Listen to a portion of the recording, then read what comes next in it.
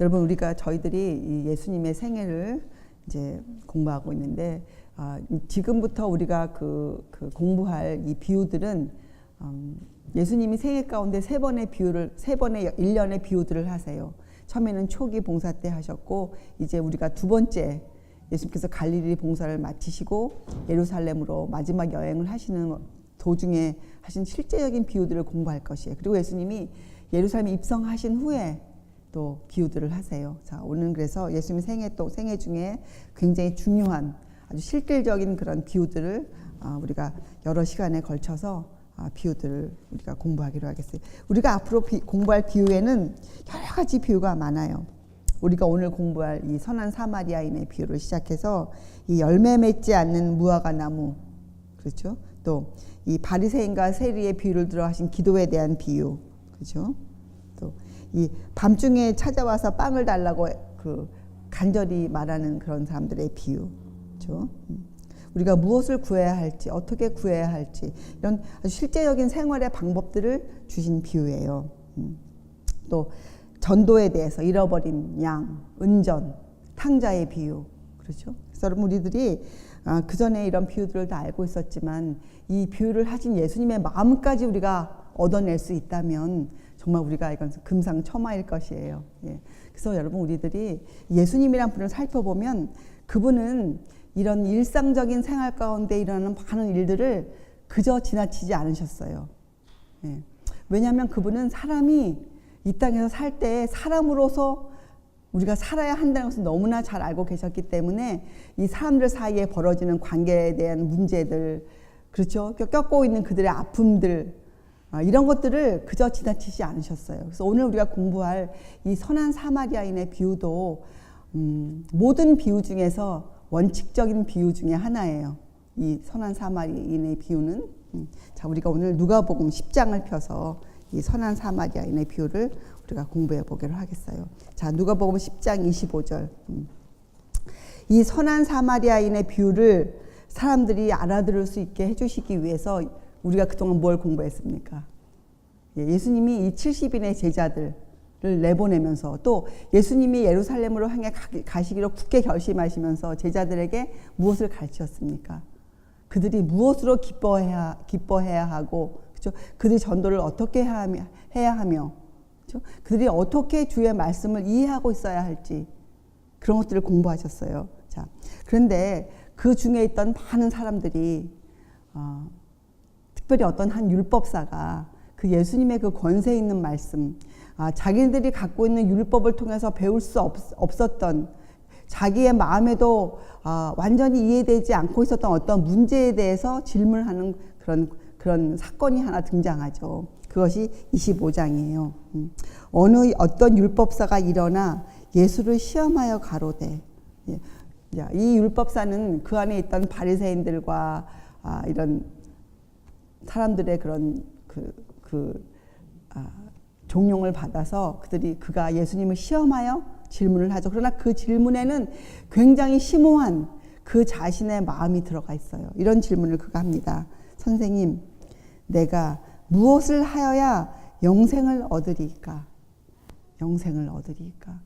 자, 그러면 이 율법사는 그 자기가 갖고 있는 자기들의 그 율법, 그죠? 구약 성경을 읽으면서 뭐에 대한 이해가 없었다는 거예요. 이 영생에 대해서, 자기가 읽고 있는 성경과 영생이 어떤 관계를 갖고 있는지 어렴풋했어요. 그러나 그가 예수님의 교훈을 듣고 있으면서 무언가 자기 마음에 밀려오는 생각들이 있었어요. 그래서 그가 질문을 했죠. 자, 예수께서 이르시되 율법에 무엇이라 기록되었으며 내가 어떻게 읽느냐. 굉장히 중요한 질문을 되물으셨어요. 그 율법사에게. 자, 율법에 무엇이라 기록되었으며, 이것은 무슨 말씀? 우리가 어떻게 이해할 수 있습니까? 너가 갖고 있는 성경에 어떤 말씀들이 적혀져 있느냐, 이렇게 물어보았어요.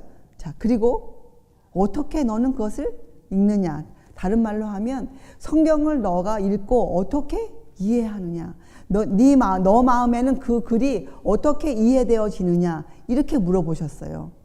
그렇죠? 대답하여 가로되 그가 우리가 어떻게 그 마음이 진지했다고 알 수 있냐면 계속되는 그의 그 대화를 들어보면 알 수 있어요. 그 마음을. 그가 이렇게 대답하죠. 내 마음을 다하며 목숨을 다하며 힘을 다하며 뜻을 다하여 주 너의 하나님을 사랑하고 또한 내 이웃을 내 몸과 같이 사랑하라 하였나이다. 자, 이 말씀은 예수님께서 산상수훈하실 때 그 제자들에게 말씀하신 것과 똑같은 그 말을 이 율법사가 하였어요. 그 말은 뭡니까? 그 율법사가 성경에 기록되어진 것을 똑바로 읽고 있었다는 것을 증명하는 거예요. 그렇죠? 예수님이 읽었던 것과 똑같은 글을 그가 읽었어요. 그가 그 당시에 그 바리새인들이 갖고 있었던 그런 생각처럼 우리 율법에는 이런 법이 있고 이런 것이 있습니다. 이런 절차가 있고 이런 의식이 있습니다. 이렇게 우리가 양을 잡아 죽입니다. 이렇게 제사를 드립니다. 이런 것을 얘기하지 않고 그가 아주 두 강령, 가장 중요한 거 두 개를 뽑아서 예수님께 대답을 하였어요. 그렇죠? 자, 28절. 예수께서 이르시되 그 사람을 칭찬하셨어요. 율법사를. 내 대답이 옳도다. 여러분, 우리가 무엇을 대답할 때 주님의 그 인정을 받으면 그것처럼 감사한 일이 무엇이 있겠어요? 인정해 주셨어요. 내 대답이 옳도다. 그리고 교훈하셨어요. 이를 행하라. 그러면 살리라 하시니, 그렇죠? 살 방법, 영생에 대한 정답을 주셨어요. 자, 그런데 29절에 이 사람이 자기를 옳게 보이려고 예수께 여짜오되. 자, 이 사람이 마음을 한번 우리가 짚어봅시다. 이 율법사가 자기가 이렇게 답을 드렸어요. 하나님을 최고로 사랑하고 그렇게 이웃을 사랑해야 합니다. 이것이 제가 성경을 읽고 구약 성경을 읽고 제가 배운 바입니다. 이렇게 그가 고백을 했어요. 그렇죠? 자, 그런데 예수님이 그 고백에다가 덧붙이셨어요. 그래? 참 잘 읽었다. 성경을 정말로 잘 이해했구나. 자, 그런데 한 가지 뭐예요? 행하라. 행하라. 이렇게 짧게 덧붙이셨어요. 그런데 29절에 그 사람이 다시 질문을 합니다. 자, 보세요. 주님이 답을 주셨어요. 정확하게. 근데 그 사람이 다시 질문을 한다는 건 뭐예요? 여기에 힌트를 주셨어요. 왜 질문합니까? 자기를 옳게 보이려고. 이건 뭐예요?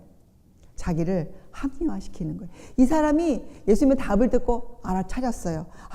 내가 그동안 희미했던 이유가 원인이 바로 이거였구나. 나는 내가 배운 그대로 내 사랑하는 이웃들을 사랑하지 않았구나 하고 그가 알아차렸는데 그의 그 자아가 그렇게 하고 싶지 않았어요.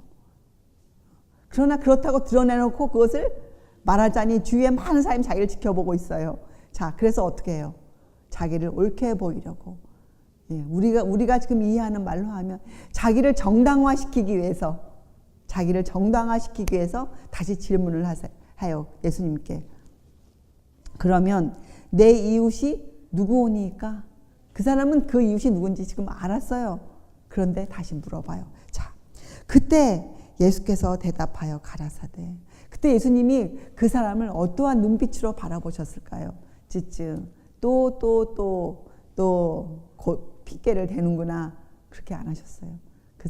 예수님께서 그 사람을 정말 그윽한 눈빛으로, 정말 그 사람을 동정하는, 긍휼히 여기는 눈빛으로 그를 바라보면서 예수님이 이야기를 하나 하셨어요. 자, 이야기를 들어보면 그 이야기가 바로 예루살렘과 여리고성 그 중간에 있었던 일을 말씀하셨는데, 가만히 들어보면요, 이 이야기는 예수님이 꾸며낸 이야기가 아니에요. 왜요? 등장하는 인물들이 그 당시의 사람들이었어요. 그래서 이 이야기를 들어보면 많은 사람들이 정말 아마 뒤를 돌아봤을 때, 어머, 저 사람이 그때 그랬다고 내가 들었는데, 이렇게 할 수 있을 만큼 실제적인 상황을 들어서 설명해 주셨어요.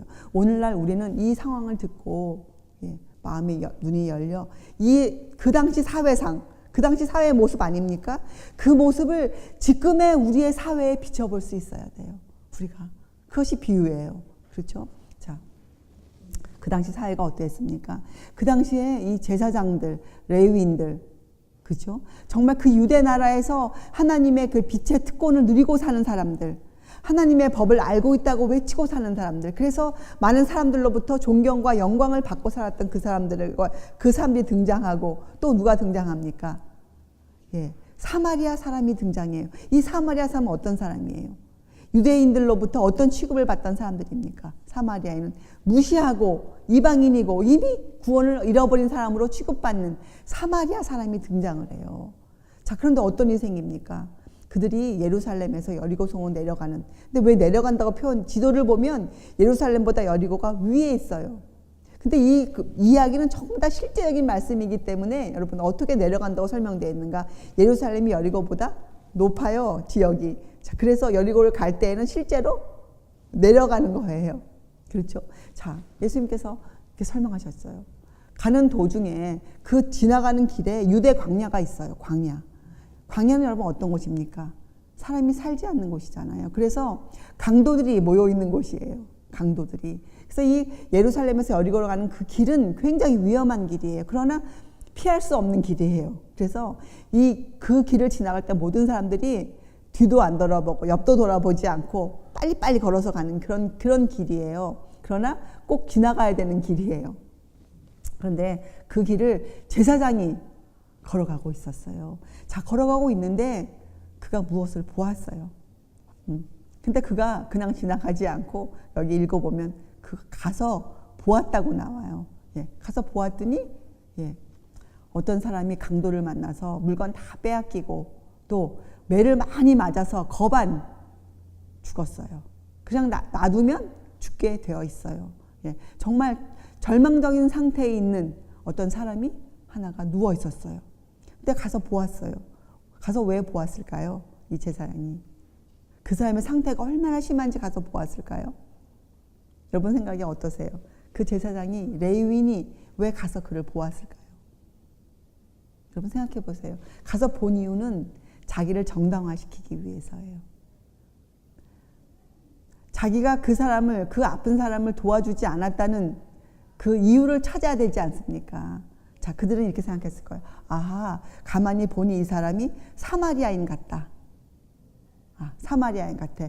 나는 거룩한 일을 하는 제사장이야. 나는 하나님을 사랑하는 법을 지키는 사람이야. 나는 거룩해야 돼. 나는 부정한 것을 만지면 안 돼. 그들은 사마리아 사람들을 부정한 사람 취급하지 않았습니까? 그래서 피하여 지나갔어요. 지나갈 때 전혀 마음에 죄의식을 느끼지 않고 당당하게 지나갔어요. 자, 그 다음에 누가 지나갔다고 나옵니까? 레위인이 지나갔어요. 그도 보고 피하여 지나갔어요. 그런데 그 다음에 누가 지나갑니까?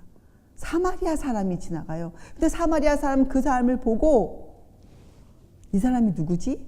혹 이 사람 유대인 아니야? 이렇게 그 사람을 보지 않았어요. 그 사람 눈에는 그 누워있는 사람이 이렇게 보였어요. 이 사람은 누구든지 상관없이 지금 이 사람은 절망적인 상태, 나의 도움이 꼭 필요한 사람, 내가 만약에 지나가면 이 사람은 죽을 사람, 이렇게만 그 사람 눈에는 보였어요.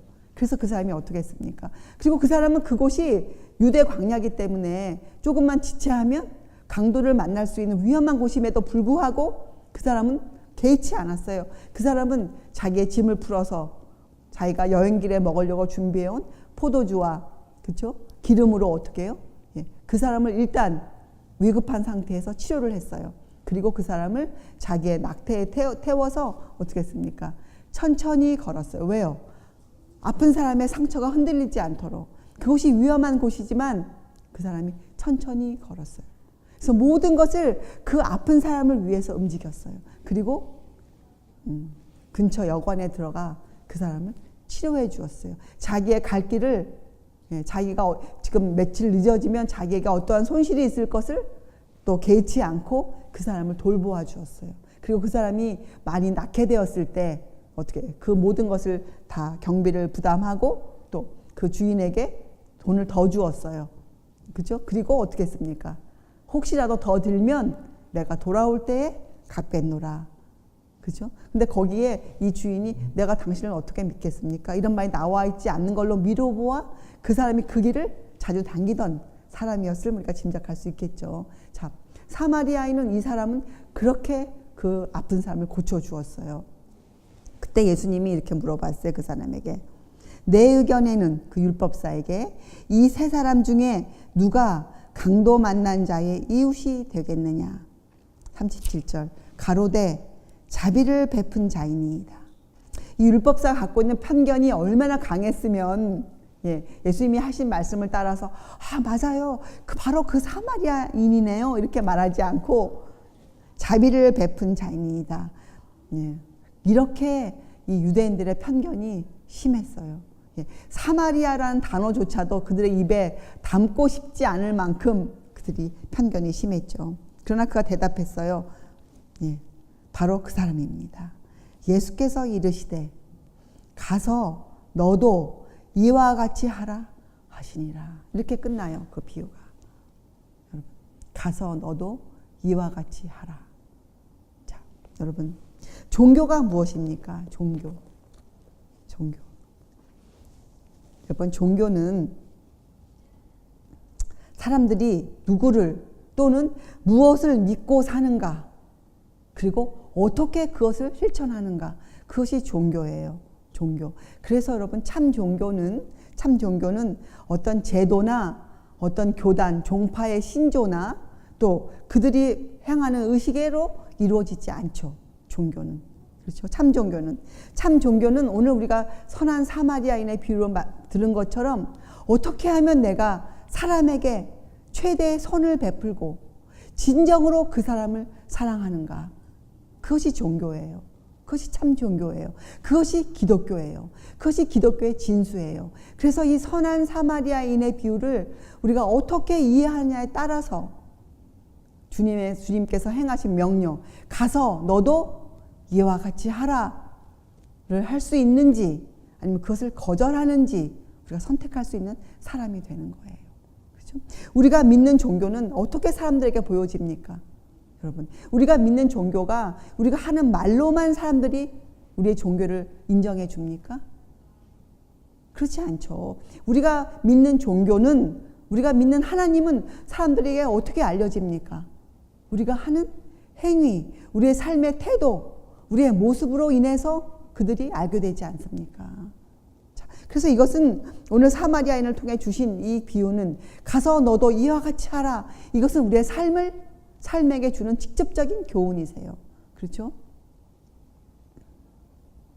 여러분, 그래서 영생이란 것은 구원.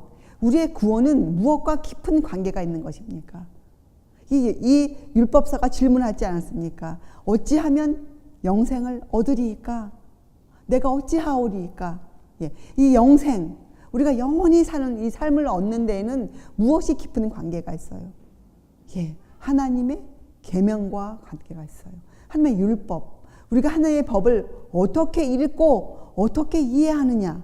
사실 성경 66권은 하나님에 대해서 우리에게 알려주고 있는 책이잖아요. 하나님의 법. 하나님의 마음을 우리에게 알려주고 있는 책이에요. 그렇죠? 그래서 여러분,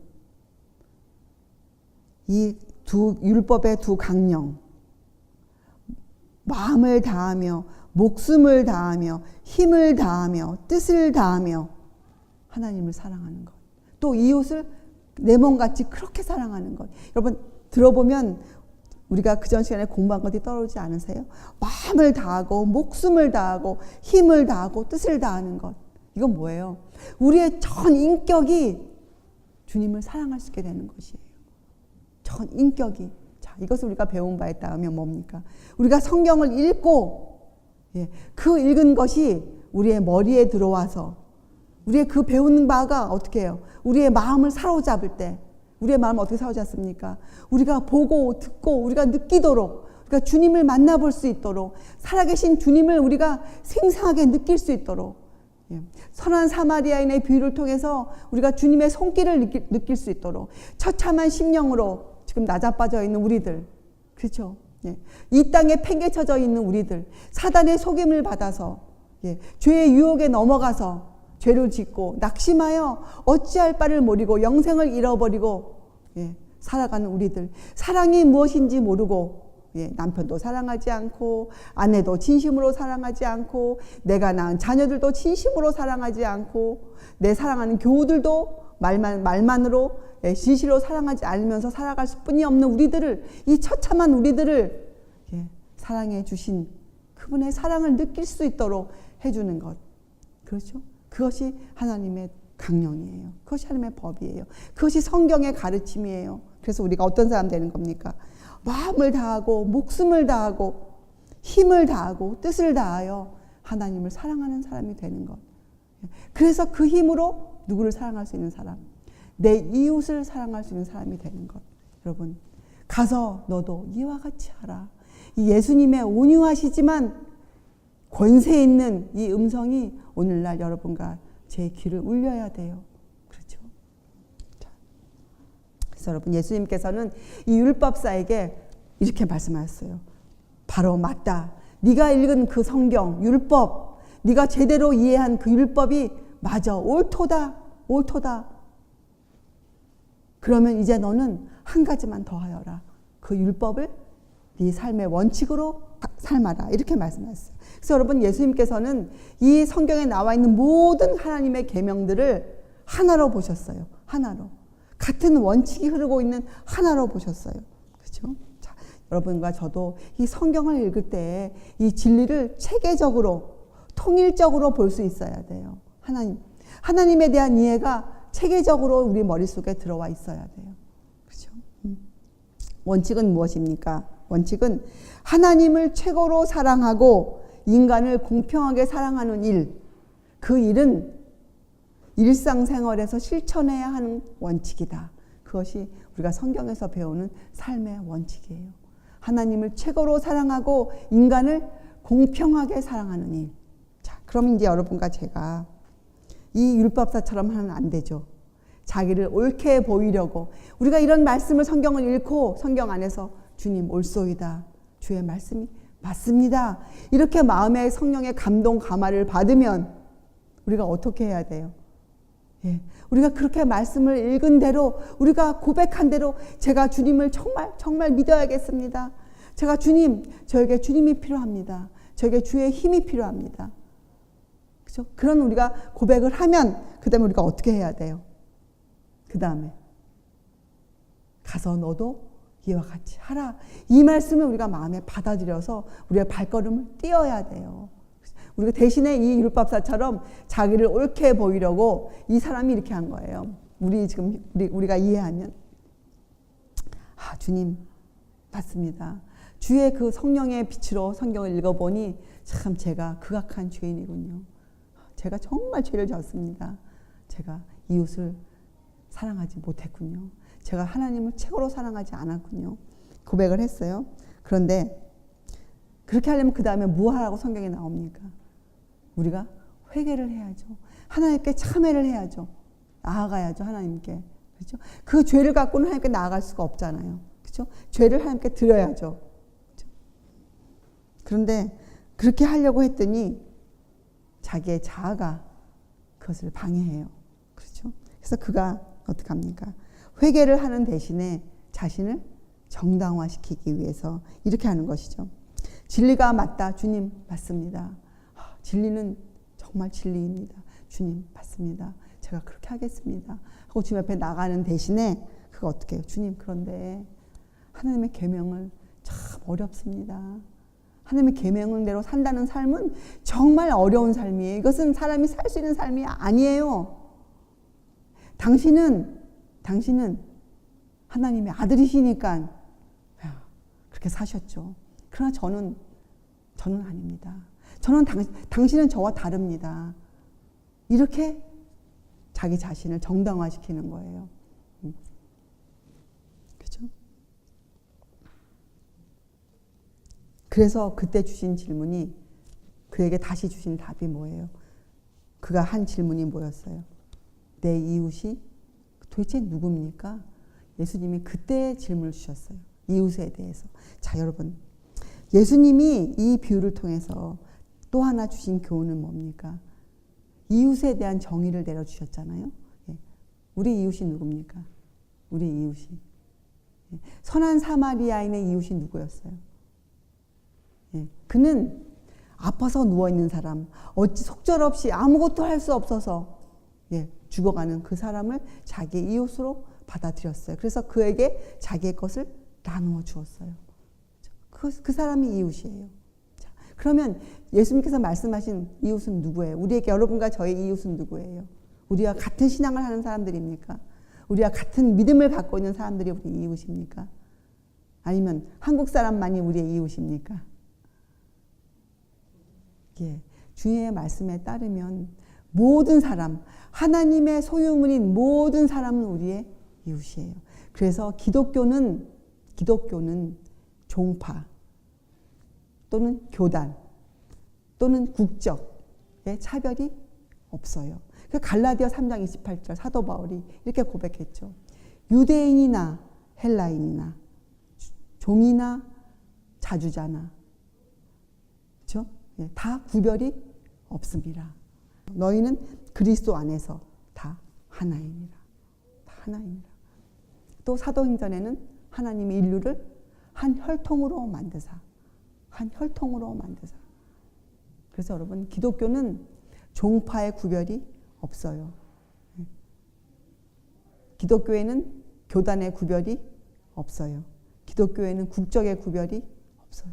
그러면 여러분과 저의 마음이 얼마나 넓어야 하겠습니까? 그런데 사람들은 다 편견을 갖고 살아요. 또 그런 교육을 받고 살았어요. 우리도 우리 사람, 우리 나라, 우리 것.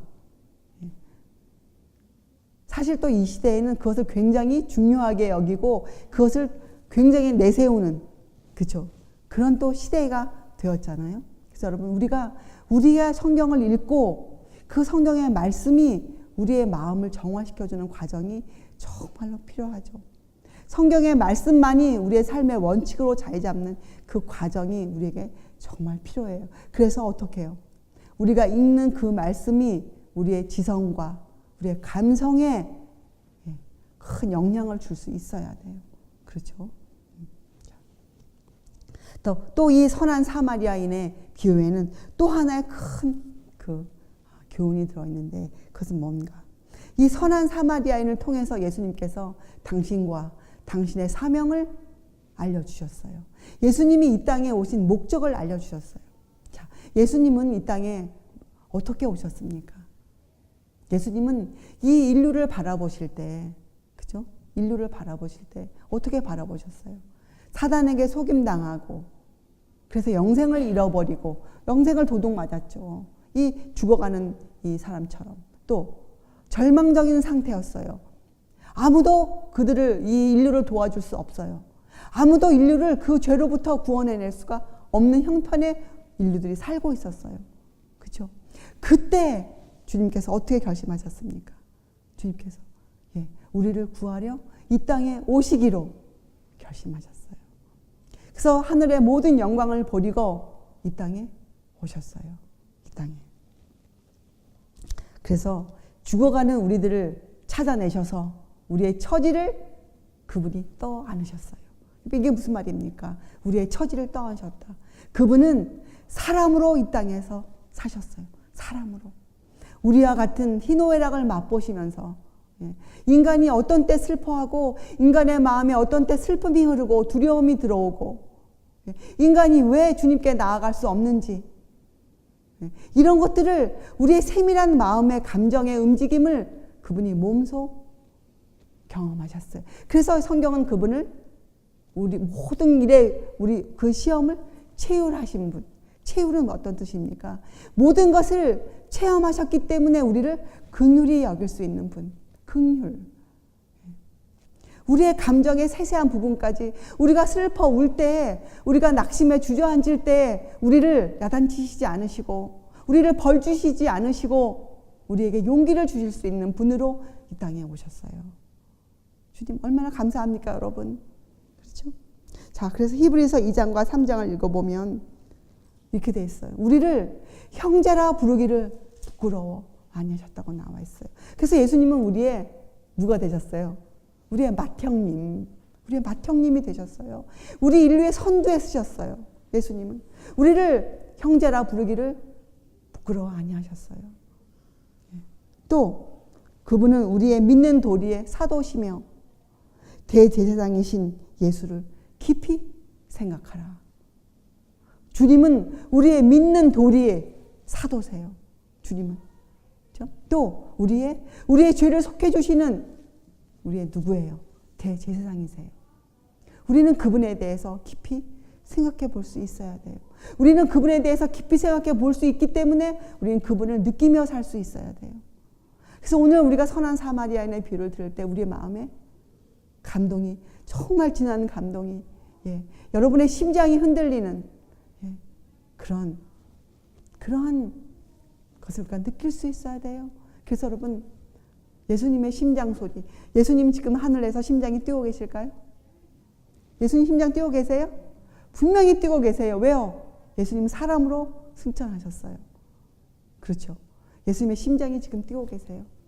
자, 우리가 이 땅에 살아가는 동안 그분의 심장에 맞춰서 우리의 심장이 뛸 수만 있다면, 그분이 체혈하신 것처럼 우리도 우리의 이웃들을 긍휼히 여겨줄 수만 있다면 우리는 정말 그리스도인이 되는 것이에요. 그렇죠? 자, 그래서 그분은 우리에게 피난처를 제공해 주셨죠.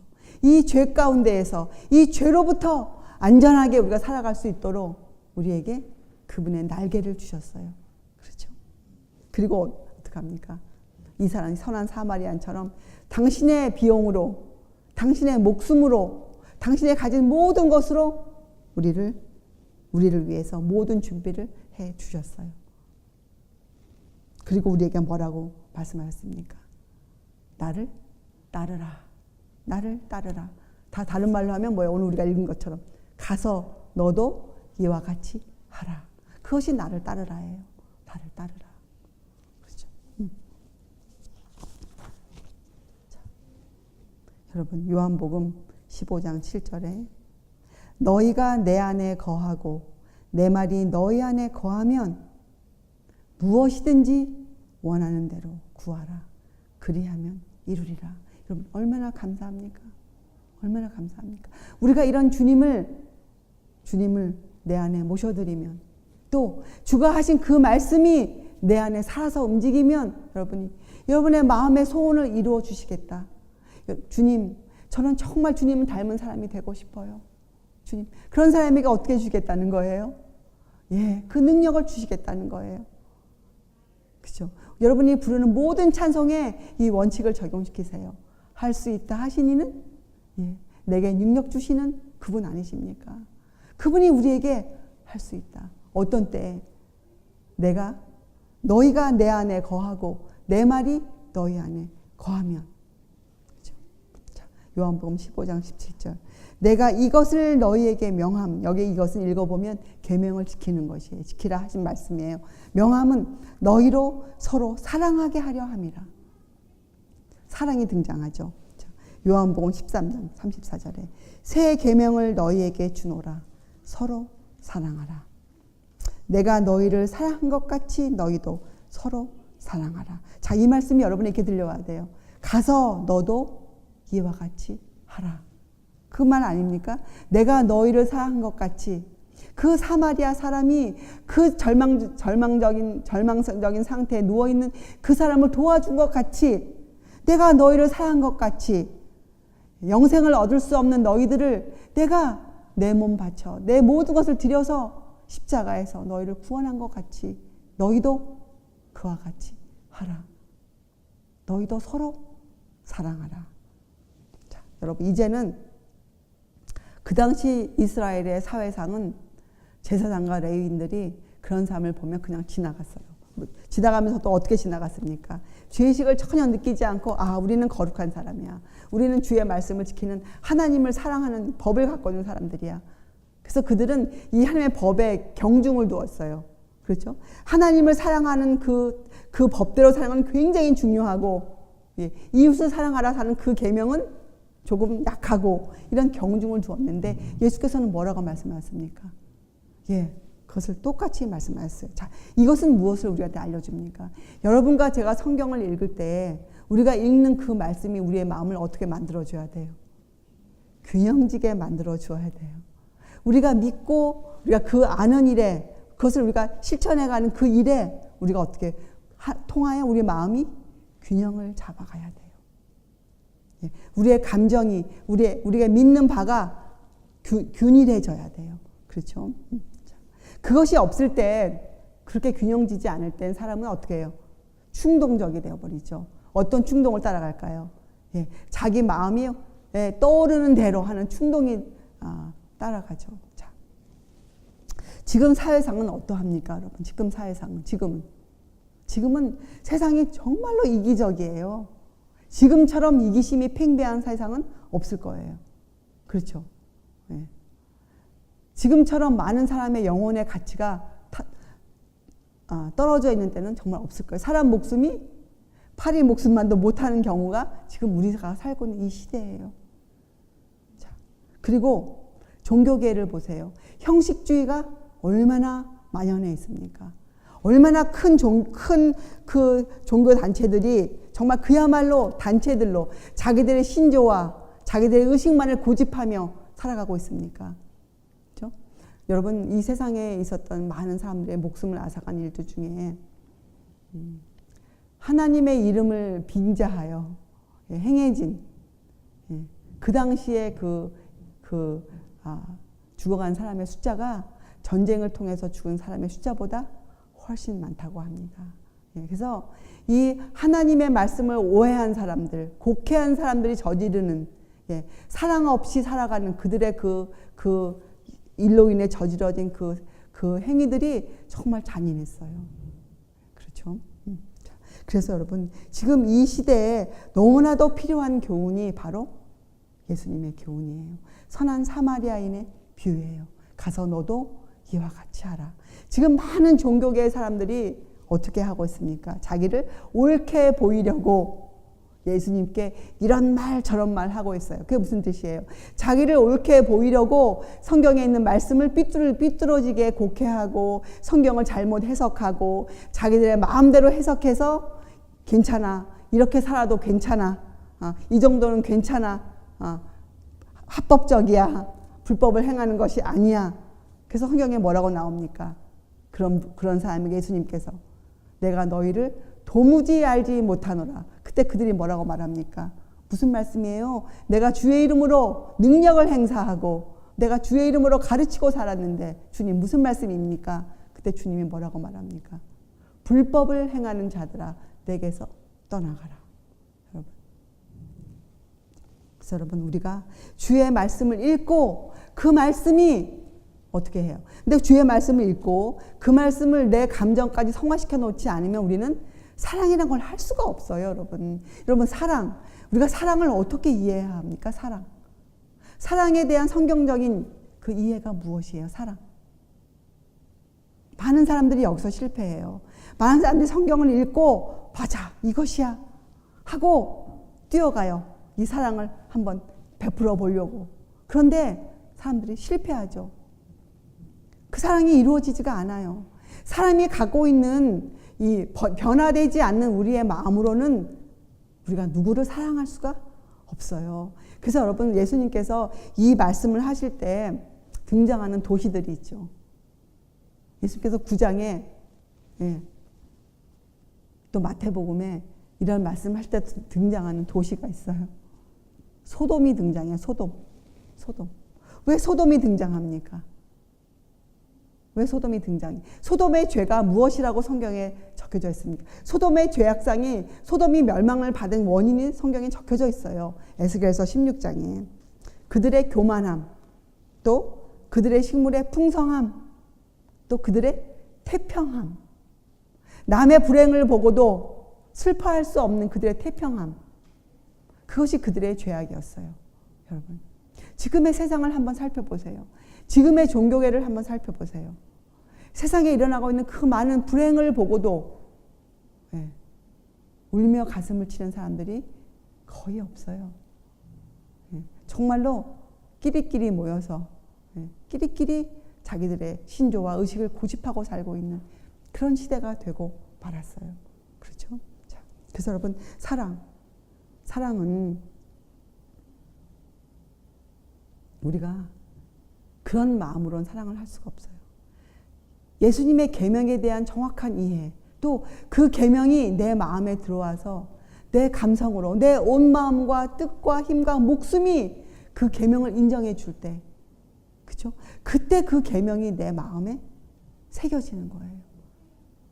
그때 예수님의 말씀이 내 귀를 울리게 되죠. 그때 우리가 어떤 사람이 됩니까? 예, 그 계명을 지킬 수 있는 사람이 저절로 되는 것이에요. 그래서 사랑이란 것은 내가 하려고 애를 써서 사랑이 나오는 것이 아니고, 내가 주님의 사람이 되었을 때, 내가 주의 말씀을 읽고 그 교훈이 내 온 몸과 내 마음과 뜻과 목숨을 다하여 내가 그 계명이 내 심장을 뛰게 할 때, 그때 우리가 남을 보고 남의 슬픔을 보고 우리가 울 수가 있어요. 남의 아픔을 보고 내가 그것을 내 아픔으로 가져올 수가 있는 것이에요. 남의 기쁨을 보고 내가 이기심을 품는 것이 아니고, 남의 기뻐할 때 정말 내가 기뻐할 수 있는 사람이 되는 것이에요. 그것이 사랑이에요. 사랑. 주님은 그런 분이세요. 그래서 여러분, 이 어둠을 몰아내는 가장 중요한 좋은 방법이 무엇입니까? 여러분, 어둠을 몰아내기 위해서 여러분이 할 수 있는 것이 뭐예요? 네, 커튼을 제치고 창문을 여는 것이에요.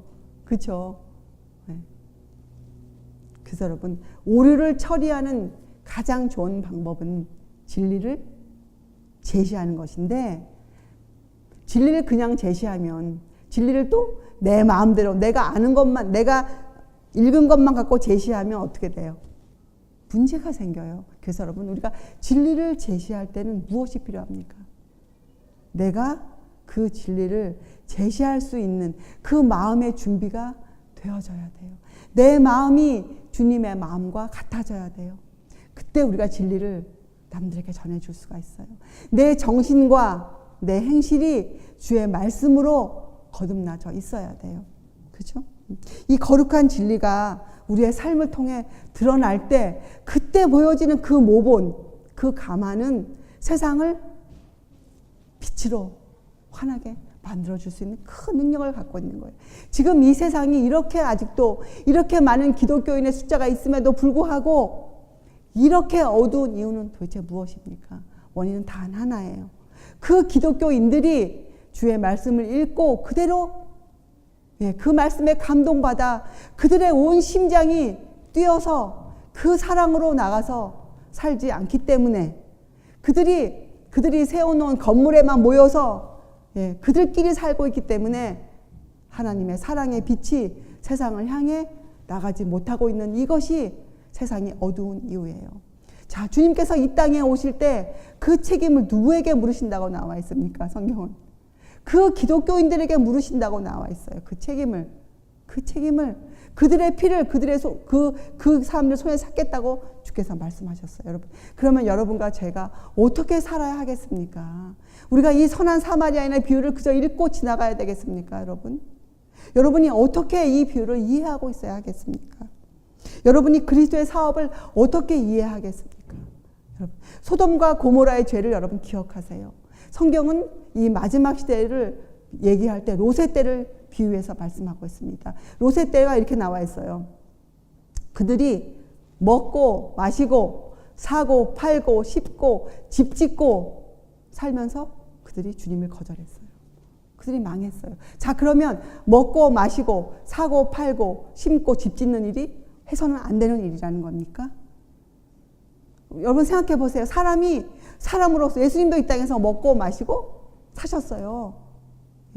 그럼 우리들이 이 땅에서 주의 삶을 살 때 먹지도 말고 사지도 말고 심지도 말고 농사도 짓지 말고 살라는 것입니까? 그 말씀이 아니잖아요. 이건 뭘 말씀하시는 거예요? 여러분, 영적인 의미로 우리가 해석해야죠. 이건 무슨 뜻이에요? 우리가 일상생활 먹고 마시고 사고 팔고 심고 짓고 사는 그 모든 우리의 일상적인 생활 가운데에서, 모든 직업 가운데에서 사고 파는 사업을 하는 사람들, 또 심는 사람, 농사를 짓는 사람들, 모든 사업 가운데에서도 우리가 주님을 거절해서는 안 되는 것이에요. 우리가 모든 가운데 우리의 일상생활의 그 모든 부분에 주님이 그 부분에 들어와 계셔야 돼요. 그래서 여러분, 우리가 믿는 바는 정말 명백해야 돼요. 우리가 믿는 바는 완전해야 돼요. 그렇죠?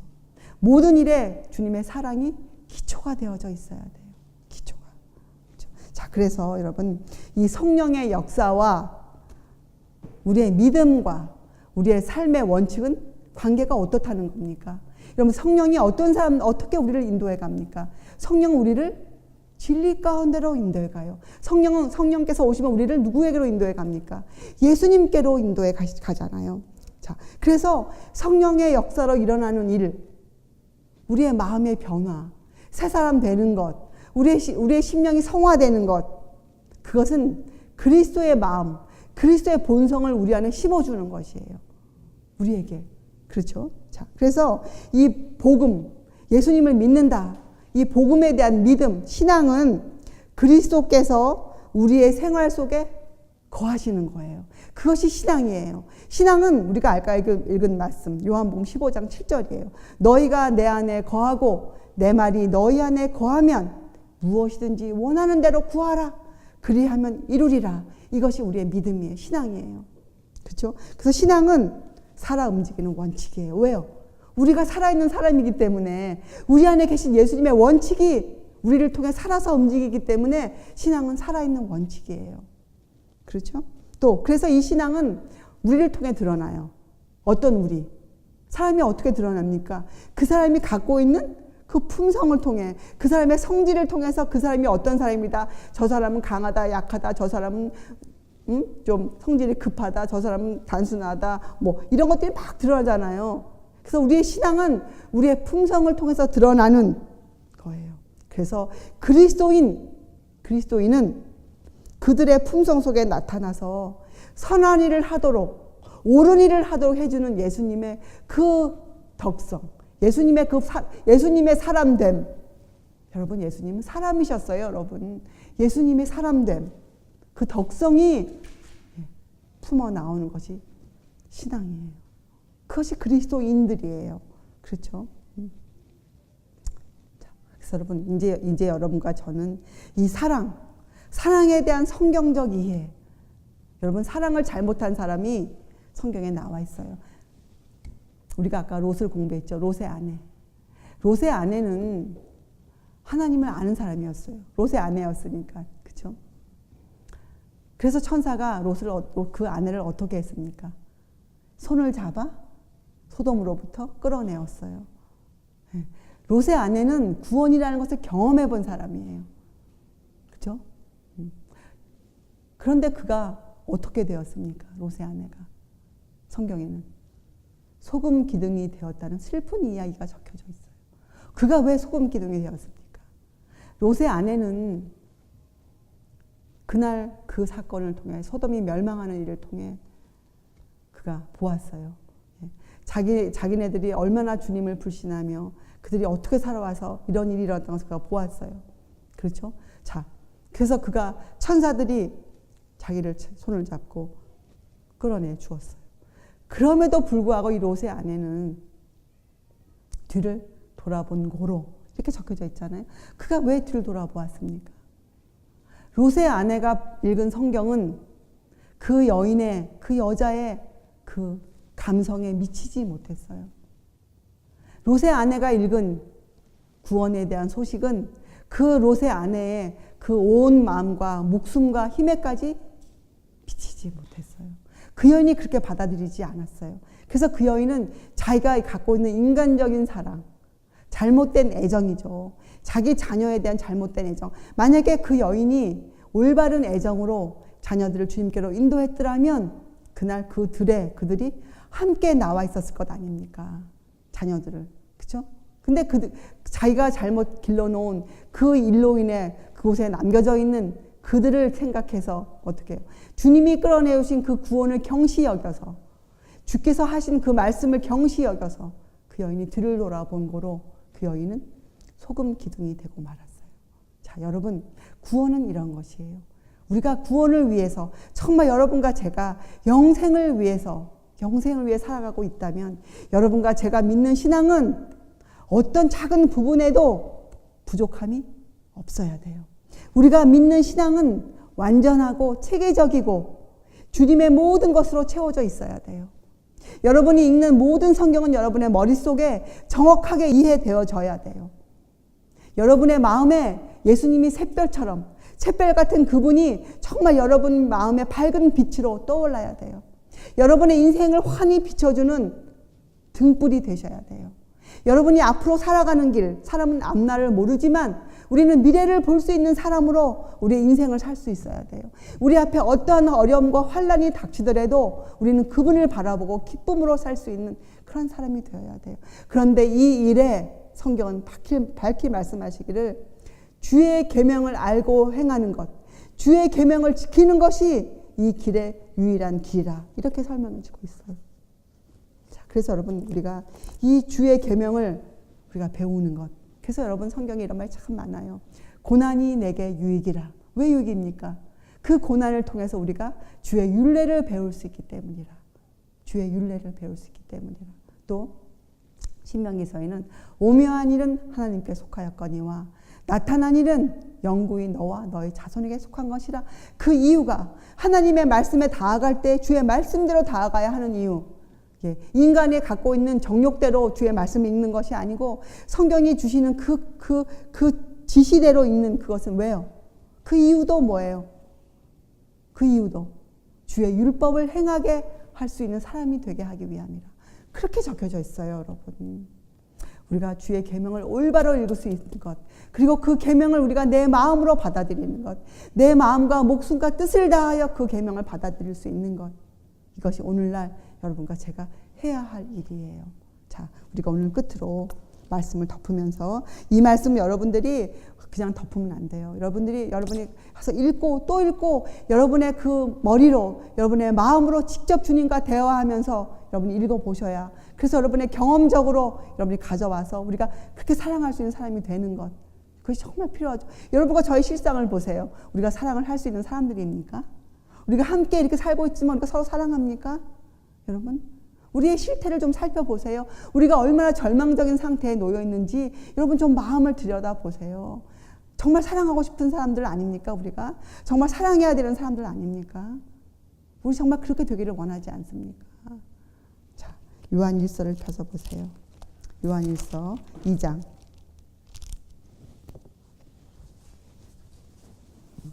1절부터 6절까지 읽겠어요.